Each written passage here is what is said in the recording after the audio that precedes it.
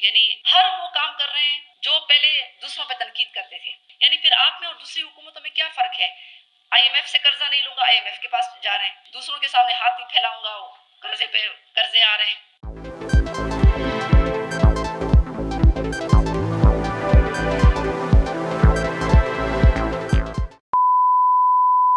السلام علیکم. وعلیکم السلام.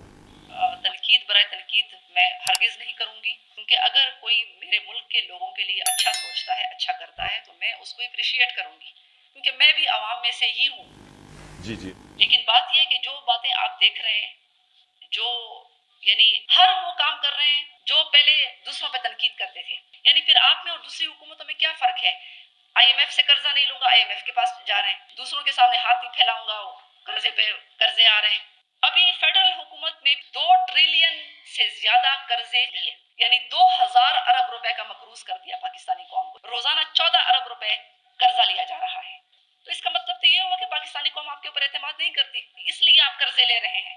کیونکہ آپ دھاندلی کے ذریعے سے آپ اقتدار میں آئے, آپ نے بڑا پیسہ استعمال کیا, پیسوں کا بے تحاشا استعمال کر کے آپ دھاندلی سے جیت گئے.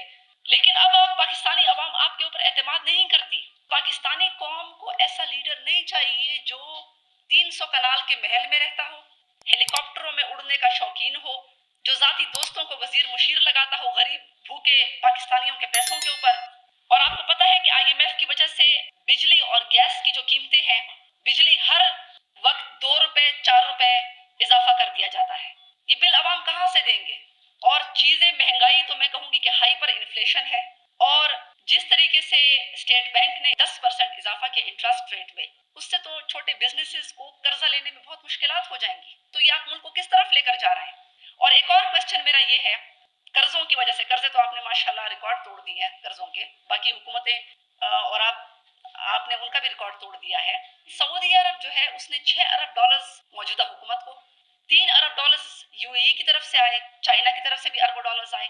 تو میرا سوال یہ ہے کہ یہ پیسے کہاں چلے گئے, کس کی جیبوں میں چلے گئے؟ کیونکہ اگر یہ پیسے پاکستانی خزانے میں آئے ہوتے اور یہ صحیح جگہ پہ لگے ہوتے, تو اس سے ڈالر ریٹ, ایکسچینج ریٹ میں بہت فرق آ چکا ہوتا, مہنگائی بہت نیچے آ چکی ہوتی.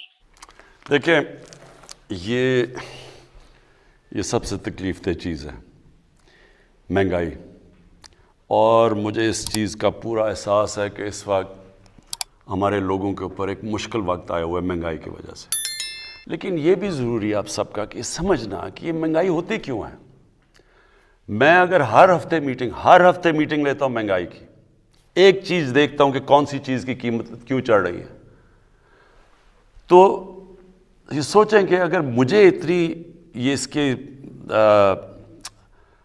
یعنی میرے ذہن پہ یہ اتنا پڑا ہوا ہے, تو یہ کیوں نہیں, یہ مہنگائی ہے کیا, ہوتی کیوں ہے؟ تو یہ میں ذرا چاہتا ہوں کہ آج آپ سب سمجھ لیں. دیکھیں, مہنگائی کی سب سے بڑی وجہ کیا ہوتی ہے؟ اس کی سب سے بڑی وجہ یہ ہوتی ہے کہ جب ہمارا روپیہ گرتا ہے. اور روپیہ کیوں گرتا ہے یہ بھی پہلے آپ سمجھ لیں. روپیہ اس لیے گرتا ہے کہ جب آپ ملک میں جو ڈالرز آ رہے ہیں وہ کم ہیں اور ملک سے ڈالر باہر زیادہ ہیں, جو جا رہے ہیں وہ زیادہ ہیں. یہ کیوں منی لانڈرنگ اتنی بری, یہ اتنا بڑا ہمارے لیے عذاب بنا ہوا ہے؟ ایک اندازے کے مطابق, اور میرے خیال میں سے زیادہ پیسہ باہر جاتا ہے, جو امریکہ کا جو اسٹیٹ ڈپارٹمنٹ ہے اس نے ایک پیپر چھاپا تھا غالباً کوئی 8-9 سال پہلے, کہ 10 ارب ڈالر ہر سال پاکستان سے باہر جاتا ہے منی لانڈرنگ ہو کے, یعنی چوری ہو کے نا, اس چوری کا پیسہ 10 ارب ڈالر باہر جاتا ہے. پھر اگر ہماری امپورٹس اور ایکسپورٹس, مثلا جو چیزیں ہم دنیا کو ایکسپورٹ کر رہے ہیں وہ کم ہیں اور امپورٹ زیادہ ہیں, تو ظاہر ہے کہ وہ جب ڈالر کم ہوں گے ڈالر اوپر چلا جائے گا, روپیہ نیچے آ جائے گا. تو پہلے یہ سمجھیں کہ روپیہ گرتا کیوں ہے. جب ہمیں حکومت ملی تو جو اس ملک کے اندر امپورٹس تھیں, جو ڈالر ملک سے باہر جا رہے تھے وہ 60 ارب ڈالر تھے, اور ایکسپورٹس جس سے ملک میں ڈالر آنے تھے وہ 20 ارب ڈالر تھی. پاکستان کی تاریخ کا سب سے بڑا یہ خسارہ تھا جس کو ٹریڈ گیپ کہتے ہیں. اور جو کرنٹ اکاؤنٹ ڈیفیسٹ تھا, یعنی کہ جو ٹوٹل ڈالر ملک سے باہر جاتے ہیں اور اندر آتے ہیں, یعنی جو ہم ریمیٹنسز بھی شامل کر لیں, تو وہ 20 ارب ڈالر تھا, جو سب سے زیادہ پاکستان کی تاریخ کا خسارہ تھا.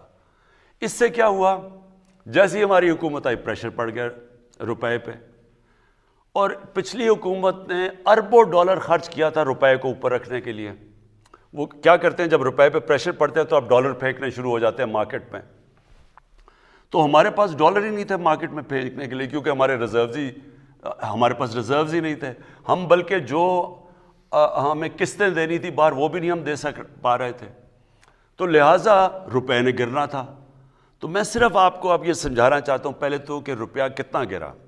ہمارے دور پہ روپیہ گرا 24.1%، اور ہمارے دور میں کہہ رہا ہوں 18-19 میں، 2018 اور 19 میں جو روپیہ گرا ہمارے دور میں گرا 24.1%۔ اب یہ کیوں، اب جب یہ روپیہ گرتا ہے تو کیا ہوتا ہے، پہلے یہ سمجھیں۔ سب سے پہلے تیل مہنگا ہو جاتا ہے، تیل مطلب پٹرول اور ڈیزل مہنگا، اس کا مطلب ٹرانسپورٹ مہنگی، اس کے بعد بجلی مہنگی کیونکہ آدھی بجلی بنتی ہے تیل سے، اور پھر جو باقی بجلی کے کانٹریکٹ سائن کیے ہوئے ہیں وہ سارے ڈالرز میں کیے ہوئے ہیں، تو جیسے ہی روپیہ گرا جو ڈالر کی چیزیں ساری مہنگی ہو گئی۔ پھر جو ہم چیزیں امپورٹ کرتے ہیں، سب سے پہلے گھی، تقریباً سارا گھی ہم امپورٹ کرتے ہیں باہر سے، وہ مہنگا، چائے مہنگی، چائے باہر سے امپورٹ کرتے ہیں، پھر دالیں مہنگی جو عام آدمی بیچارہ کھاتا ہے، تقریباً 70% دالیں باہر سے ہم امپورٹ کرتے ہیں، وہ مہنگی ہو گئی۔ تو جب بجلی مہنگی ہوئی مزید اور چیزیں مہنگی ہو گئی، پھر گیس، اب آدھی گیس ہماری جو ہم پاکستان میں گیس نکلتی ہے وہ کم ہوتی جا رہی ہے، جو باہر سے ہم گیس لیتے ہیں وہ مہنگی ہے، تو جب وہ گیس بھی مہنگی ہو گئی، تو ساری چیزیں مہنگی ہو جاتی ہیں جب آپ کا روپیہ گرتا ہے۔ اس لیے ہماری گورنمنٹ پوری کوشش کر رہی ہے پاکستان میں ایکسپورٹ بڑھانے کی، اور مجھے بڑی خوشی ہے کہ پچھلے مہینے ریکارڈ ایکسپورٹس بڑھی ہیں ہمارا خسارہ ختم کر دیا ہم نے، کیونکہ ہم نے ایکسپورٹس بھی بڑھائی ہیں اور ہماری ریمیٹنسز بھی بڑھی ہیں، اور ہمارا ملک صحیح راستے پہ لگ گیا ہے۔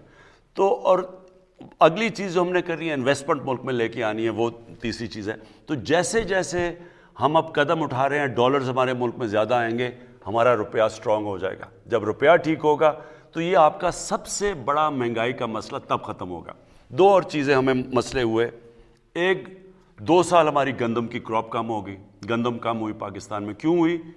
یہ موسم کی تبدیلی کی وجہ سے بارشیں اس ٹائم پہ ہو گئیں جب گندم کو ہم نے کٹائی کا ٹائم تھا۔ 2 سال مسلسل ہماری گندم کم ہوئی، وہ باہر سے منگوانی پڑی، جب وہ تو جس طرح روپیہ گرا تو وہ بھی مہنگی۔ پھر چینی، وہ ہماری کم ہو گئی، تو چینی بھی جب باہر سے آئی، اور کیونکہ جو میں آپ کو کہہ رہا ہوں کہ ڈالر کے اوپر پریشر تھا، حالانکہ چینی اتنی مہنگی نہیں ہوئی باہر سے، لیکن گندم ہمیں گورنمنٹ کو بہت بڑا قیمت ادا کرنی پڑی۔ تو کہنے کا آخر میں مقصد یہ ہے، مجھے پورا احساس ہے، سارا وقت میں مانیٹر کر رہا ہوں، پوری کوشش کر رہے ہیں کہ ہم مہنگائی کو روکیں، اور اللہ کا شکر ہے اس وقت مہنگائی جب ہم آئے تھے گورنمنٹ میں، اس سے پہلی دفعہ اس سے کم مہنگائی ہے اس مہینے۔ تو تھوڑا آپ کو صبر کرنا پڑے گا۔ ایک برے معاشی حالات میں، ایک مقروض ملک میں جس نے قرضے لیے ہوئے تھے، آہستہ آہستہ جیسی ہماری معیشت ٹھیک ہوگی، انشاءاللہ اس کے اوپر مکمل قابو پا لیں گے۔